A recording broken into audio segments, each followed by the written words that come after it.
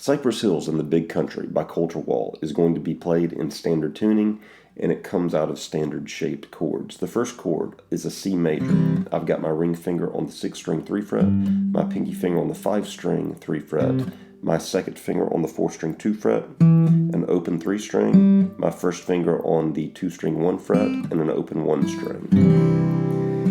Your thumb for this chord is really just going to be alternating between 5 and 6, 5, 6, 5, 6, and then your first and second fingers are doing some flicking here that's creating the rest of the rhythm. You're going down with your thumb, and then a quick flick down and up with your first and second fingers across strings like 4, 3, and 2, and then your thumb goes to the 6th string. After your thumb hits the 6th string, you can definitely hear Colter Wall's first finger emphasize the 4th string 2 fret. And I'm hitting that as an up pluck. And then that first finger or first and second finger plucks back down.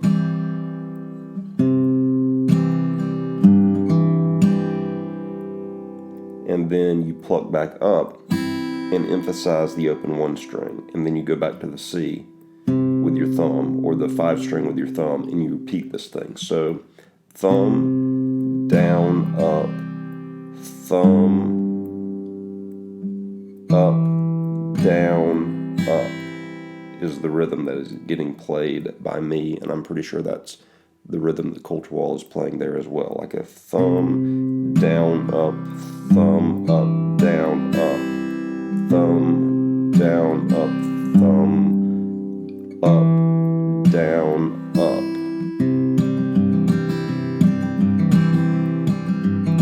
Very slowly again.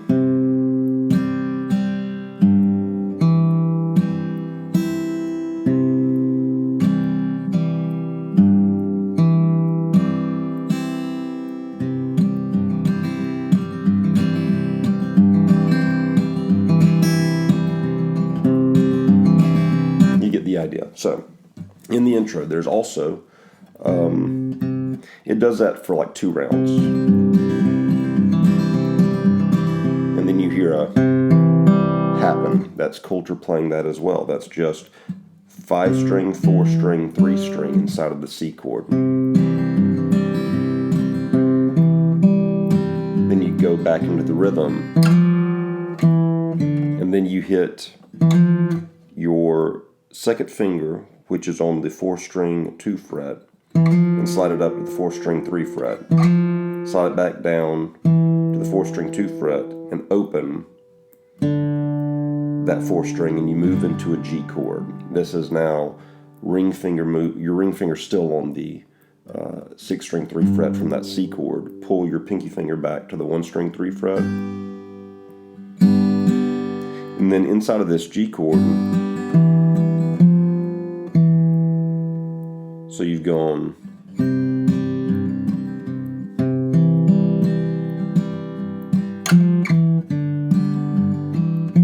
so you've opened the 4th string in the G chord, and then you immediately go back with your ring finger to the 4th string 2 fret, pinky finger to the 4th string 3 fret. So very slowly out of the C, hit the little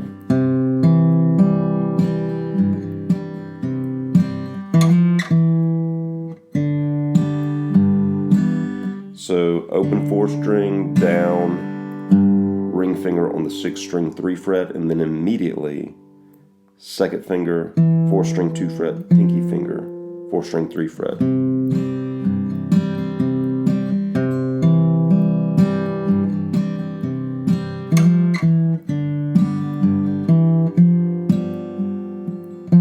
And then it's going to walk back down. You hit the 4th string 3 fret.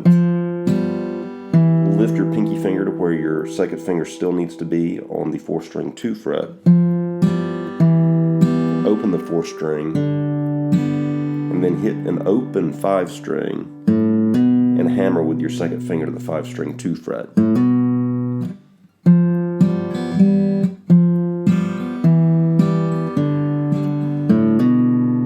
And then it's an A minor chord. An A minor got your open 5 string, second finger on the 4 string 2 fret, ring finger on the 3 string 2 fret, first finger on the 2 string 1 fret. Here you're alternating between the open 5 and the open 6 string with your thumb. So we've got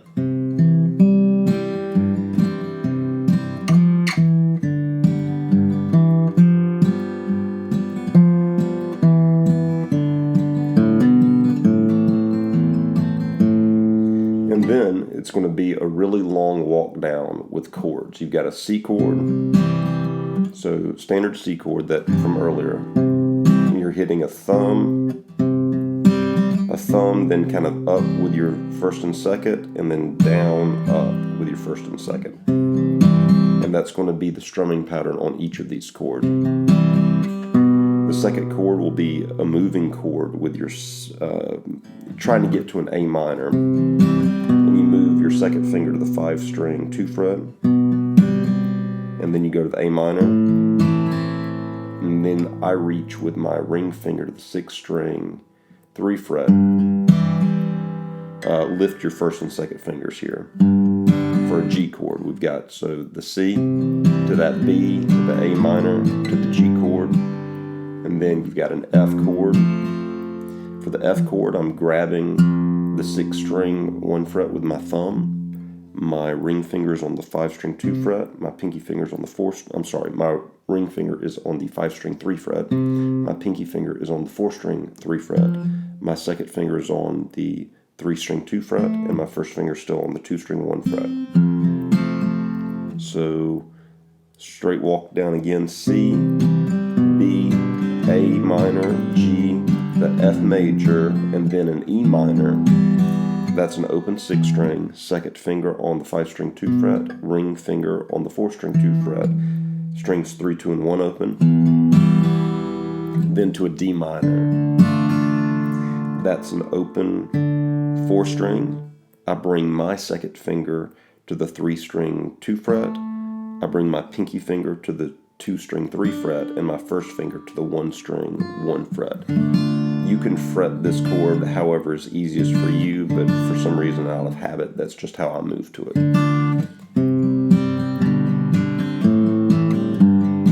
F, E minor, D minor. And then you've got the G chord, ring finger back to the 6 string 3 fret, and I'm kind of pinching my thumb on the 6th string, and first and second fingers pinching strings 3 and 4 together. After that pinch, my second finger goes to the 4 string 2 fret. Then you open the 4th string, and my little pinch down up, that down up is still happening, that flick of my first and second fingers. And then it's kind of a quick hit on a G, and then immediately an open 5 string behind it. That's that 6 string 3 fret, an open 5 string, second finger to the 5 string 2 fret. We're walking back up to our C, which is our home bass. So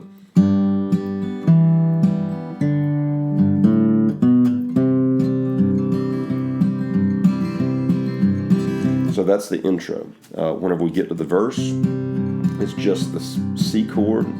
Sometimes in the C chord, before it moves to the G, you can hear a little hammer-on with the second finger from the open 4 string to the 4 string 2 fret with the open 3 behind it, then to the G chord. In the G chord, after the first round, you can hear it turn to a G dominant 7 chord, where you put your first finger down on the 1 string 1 fret. So your ring finger's on the 6 string 3 fret, and it's, to start with in the verse, it's just the G chord. And then you can hear it turn G7, and then it moves to an A minor. Alternate open 5, open 6, open 5, open 6. Thumb, down, up, thumb, down, up, thumb, down, up, thumb, down. Then you've got the walk down again. And the G chord. And then sometimes this G chord is a shorter G chord. Sometimes it moves to a G7, where you would like I said earlier, put your first finger down on the 1 string 1 fret, and you can move your pinky finger to the 4 string 3 fret with your ring finger still in that G position on the 6 string 3 fret. And sometimes it walks back up to the C for another round of verse. Sometimes it just stops there and then it goes back to the C, and then we get our chorus, which our chorus is going to be in A minor. And Colter Wall's guitar is doing something specific in here, but I just can't quite hear it well enough in the mix to pick out for certain what he's doing. There's a lot of other instrumentation happening on top of it, but what feels good to me in the chorus is to go to this A minor, strum it, and then pinch to grab the 2 string on the 1 fret and pull off your first finger off that 2 string 1 fret. And then I come back and add 2 more beats with like a second and first finger on the 3 and 4 strings. Then I hit the open 5 and I'll lift my fingers off the fretboard, and then I pinch and hammer back down into that A minor so that I get something like, and then it goes to a G chord, ring finger to the 6 string 3 fret, and here your thumb is alternating 6 string, open 4, with that flick down still happening. Back to the A minor,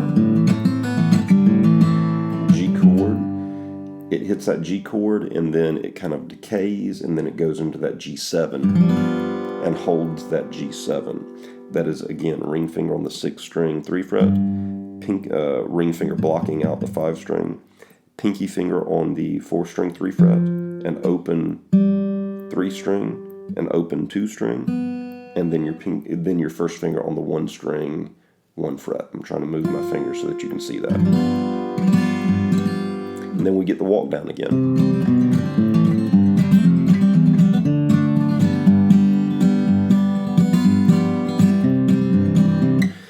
Towards the end of the song, the last walk down that terminates into this D minor, it's kind of a slower pluck up of like open 4 to the fretted 3, fretted 2, open 1, hammer on your first finger into that D minor position of 1 string 1 fret,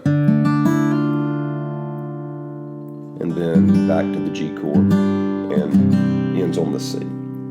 So kind of a long lesson, but hopefully that gives you an idea of it. Those are the chords and the movements of how to play Cypress Hills and the Big Country by Colter Wall. Hopefully this gives you an idea of how to approach the song.